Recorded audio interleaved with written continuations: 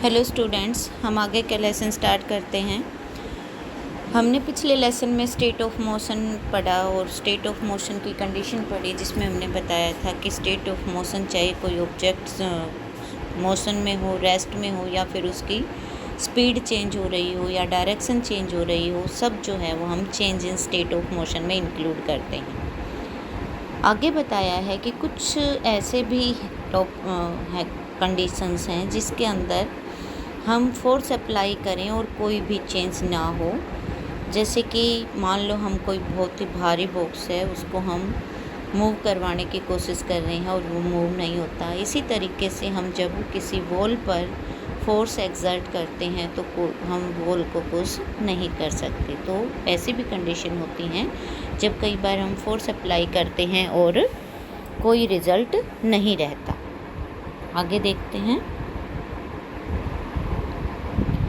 आगे आप एक टेबल देख रहे हो। इस टेबल में आप जैसे कि देख सकते हैं, हमें बहुत सारे एग्जाम्पल दिए गए हैं।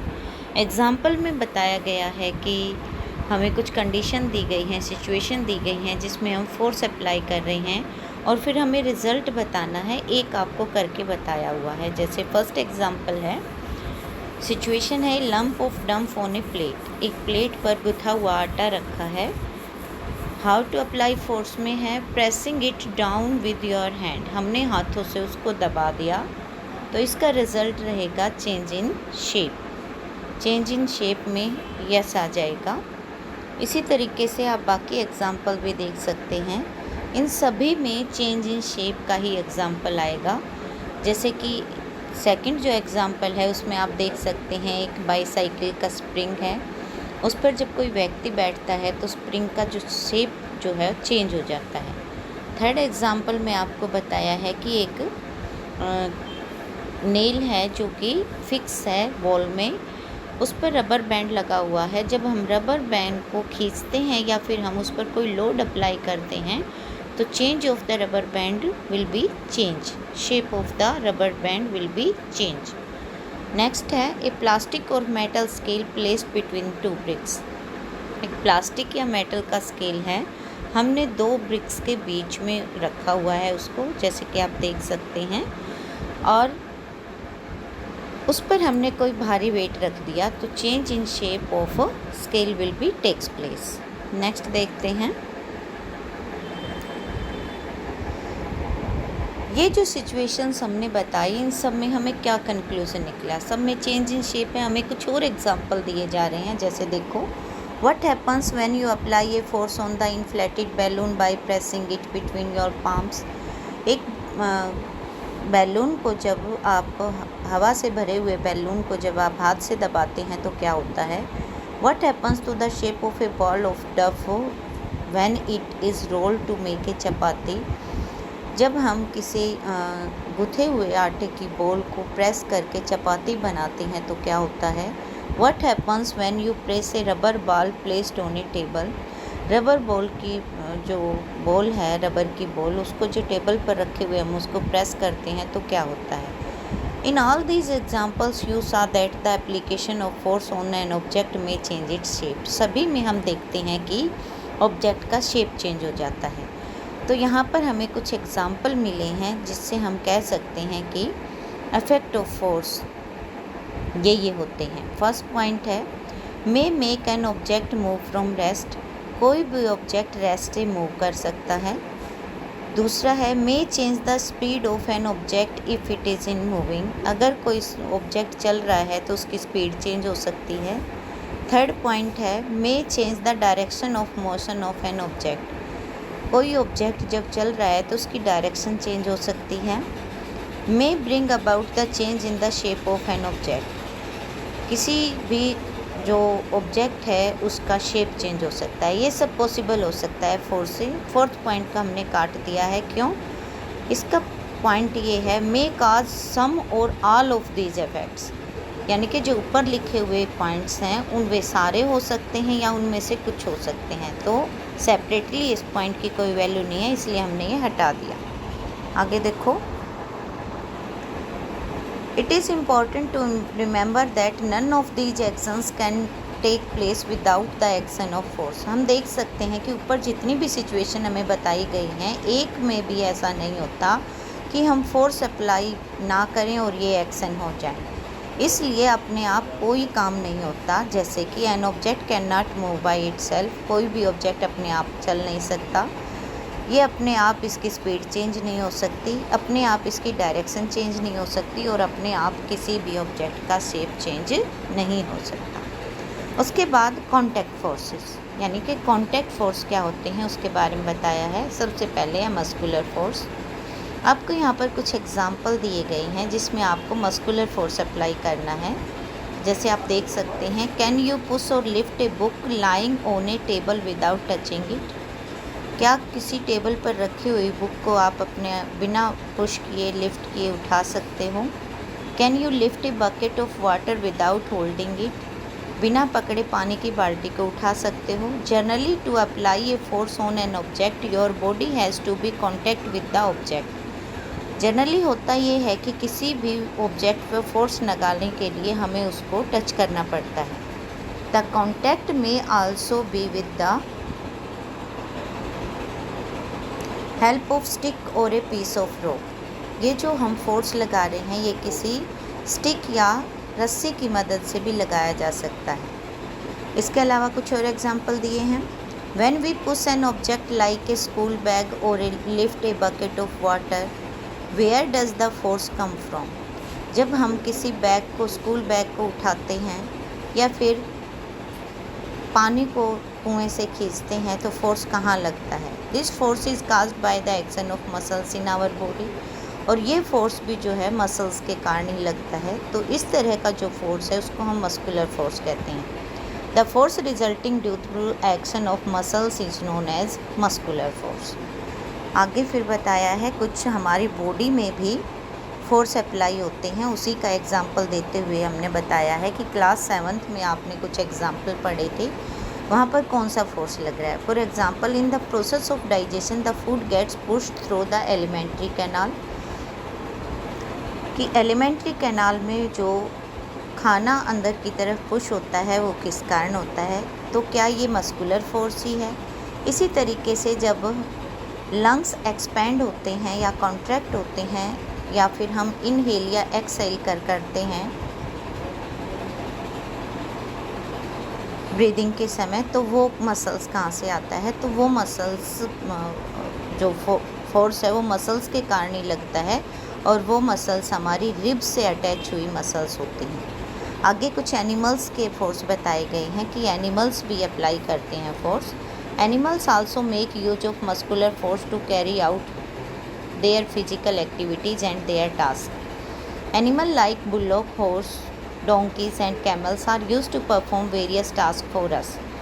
हमारे लिए अलग अलग काम करते हैं ये सारे एनिमल्स। तो इस तरह से एनिमल्स का जो फोर्स है वो भी मस्कुलर फोर्स ही है।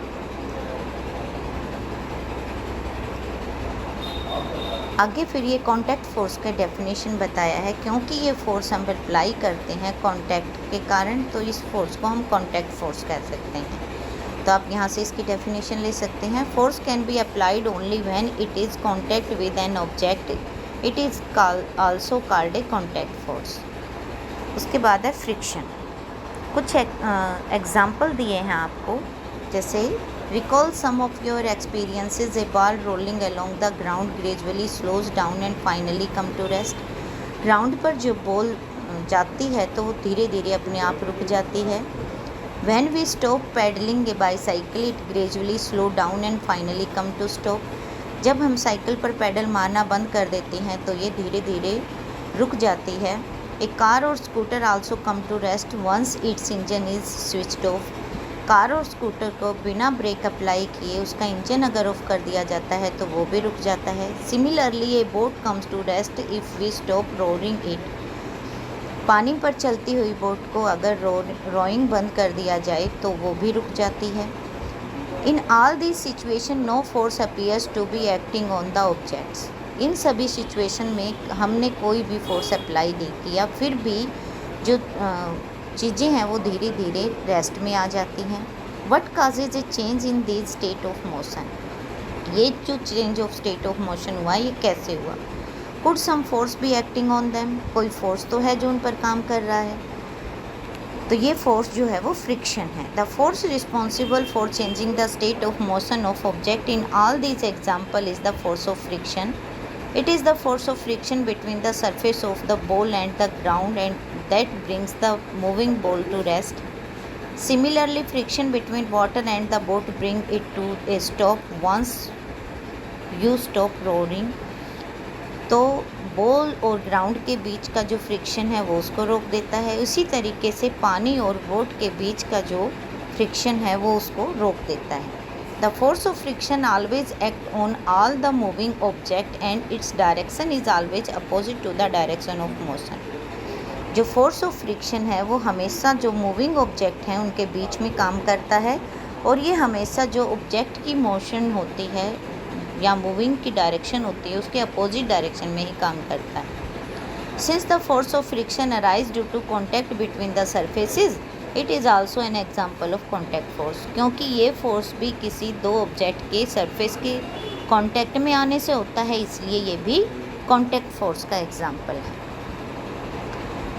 आगे फिर नॉन कॉन्टैक्ट फोर्सेस समझाने के लिए आपको एक्टिविटी बताई गई है, एक्टिविटी 11.6। इसमें आपको क्या करना है, 2 बार मैग्नेट ले लेने हैं और दोनों बार मैग्नेट में से एक मैग्नेट को आपको पेंसिल का रोलर बनाकर उन पर रख देना है, जैसे कि आप फिगर में देख सकते हैं। और दूसरे मैग्नेट से आपको एक बार उसके सामने सेम पोल लेकर जाने हैं और दूसरी बार हमने उसको अपोजिट पोल लेकर जाने हैं। तो क्या होता है, जैसा कि आप जानते हैं कि जो मैग्नेट हैं वो एक दूसरे पर फोर्स अप्लाई करते हैं, जो सेम पोल्स हैं वो एक दूसरे को रिपेल करते हैं और जो अपोजिट पोल हैं वो एक दूसरे को अट्रैक्ट करते हैं। तो ये जो फोर्स है, क्योंकि इन दोनों मैग्नेट के बीच में कोई कांटेक्ट नहीं हुआ, इसलिए हम ये कहेंगे कि ये नॉन कांटेक्ट फोर्स का एग्जाम्पल है। इसी तरीके से एक और फोर्स है जिसका नाम है इलेक्ट्रोस्टैटिक फोर्स। इसके लिए भी आपको एक एक्टिविटी करनी है। इसके लिए आपको क्या करना है, एक प्लास्टिक की स्ट्रॉ लेनी है, उसको 2 हिस्से कर लेने हैं। उसके बाद एक स्ट्रॉ को हमने धागे की मदद से एक टेबल पर लटका दिया और दूसरी स्ट्रॉ को आपने किसी कपड़े से रब किया है। रब करने के बाद उसको जो सस्पेंडेड स्ट्रॉ है उसके पास लाएंगे तो क्या होगा, हम देखना है हमें। अब क्या करना है, जो सस्पेंडेड स्ट्रॉ है उसको भी हमने उसी कपड़े से रगड़ लिया है और फिर देखते हैं क्या होता है। तो जैसा कि आप फिगर में देख रहे हैं, ये स्ट्रॉ जो है वो दूसरी स्ट्रॉ की तरफ अट्रैक्ट होती है या रिपेल होती है। तो ये कैसे पॉसिबल हुआ? A straw is said to be have acquired electrostatic charge after it has been rubbed with a sheet of paper. कोई भी प्लास्टिक की स्ट्रॉ को जब हम किसी कपड़े से रब करते हैं तो उसमें चार्जेज आ जाते हैं। ऐसी स्ट्रॉ को या किसी भी दूसरी बॉडी को जिसको हम ऐसे चार्ज कर देते हैं उसको हम चार्ज बॉडी कहते हैं। और कोई भी चार्ज बॉडी किसी चार्ज बॉडी या अनचार्ज बॉडी पर फोर्स अप्लाई करती है और इस फोर्स को हम इलेक्ट्रोस्टैटिक फोर्स कह सकते हैं। तो यहाँ से आप इलेक्ट्रोस्टैटिक फोर्स की डेफिनेशन उठा सकते हैं। The force exerted by charge body on another charge और uncharged body is known as electrostatic force. और क्योंकि ये भी कांटेक्ट में नहीं आता तो इसलिए इसको हम नॉन कांटेक्ट फोर्स के एग्जाम्पल में रखेंगे। उसके बाद है ग्रेविटेशनल फोर्स। ग्रेविटेशनल फोर्स को समझाने के लिए आपको कुछ एग्जाम्पल दिए हैं। You know that a coin और a pen falls to the ground when it slip off your hand. कोई भी पेन या कॉइन आपके हाथ से फिसल जाता है तो वो क्या होता है, नीचे गिर जाता है। Leaves and fruits also fall to the ground when they get detached from the plant. Have you ever wondered why it is so?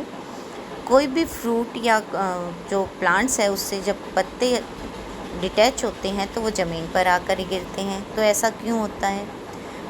When the coin is held in your hand, it is at rest. जब कोई भी coin आपके हाथ से गिरता है तो वो रेस्ट में होता है। As soon as it is released, it is begin to move downward. It is clear that the state of motion of the coin undergoes a change. तो हम कह सकते हैं कि जो स्टेट ऑफ मोशन है कॉइन की वो चेंज हो रही है। तो ये बिना फोर्स के कैसे हुआ? तो इस तरह का जो फोर्स है उसको हम फोर्स ऑफ ग्रेविटी कहते हैं, क्योंकि अर्थ जो है सभी चीज़ों का अपनी ओर खींचती है।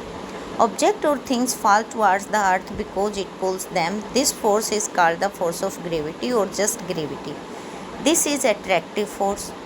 The force of gravity act on all object. Force of gravity सभी ऑब्जेक्ट पर काम करता है। The force of gravity act on all of us all the time without our being aware of it. ये हमेशा हम पर काम करता है और हमें इसकी जानकारी हो चाहे ना हो।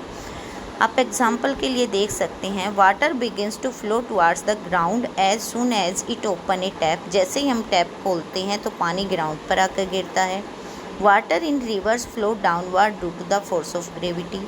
पानी नदियों में नीचे की ओर बहता है, ये भी फोर्स ऑफ ग्रेविटी के कारण ही है। तो फोर्स ऑफ ग्रेविटी तो है हमारा अर्थ का फोर्स, लेकिन हम एक फोर्स का नाम ले रहे हैं यहाँ पर, ग्रेविटेशनल फोर्स। तो ग्रेविटेशनल फोर्स क्या है, उसके लिए आप कह सकते हैं कि यूनिवर्स में जितनी भी चीज़ें हैं वो चाहे छोटी हो चाहे बड़ी हो, सभी एक दूसरे पर फोर्स अप्लाई करते हैं और इसी फोर्स को हम ग्रेविटेशनल फोर्स कहते हैं। जैसे मार्क किया हुआ है यहाँ से आप ग्रेविटेशनल फोर्स की डेफिनेशन ले सकते हैं। Every object in the universe whether small और large exert a force on every other object. This force is known as gravitational force. आज के लिए इतना ही। Goodbye, have a nice day.